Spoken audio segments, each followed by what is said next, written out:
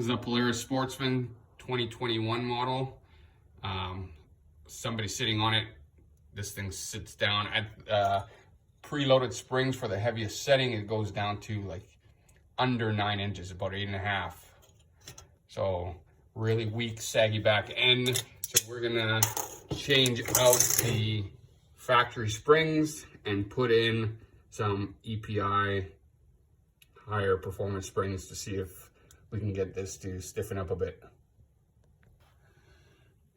So took the wheels off to make things easier because this shock and spring on this model is in front of the wheel, not behind. So we're gonna change these blue springs, factory edition, to our EPI version. Here's the part number for the EPI. This is for a Sportsman 570. Trail edition, should be the same.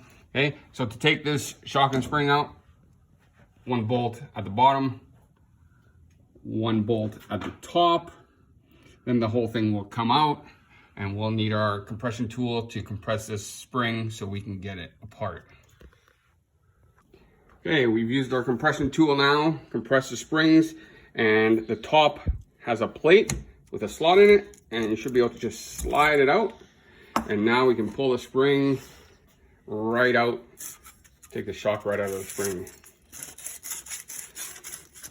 And once we do that, we will take the compression tools off slowly, and then we'll put them on the new spring and reverse our procedure.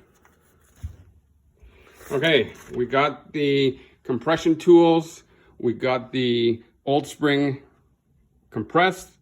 Once you get that compressed, this slotted top plate slides out. Then we had to compress the new spring, put the clip back on, and now we are taking these off. This is definitely a job where you will need these compression tools for the springs, and you need ATV ones, which are quite a bit smaller than the car ones. Definitely a ratchet strap system does not work for this. So we're just taking these off, gonna put this back on the quad, and then work on the other side.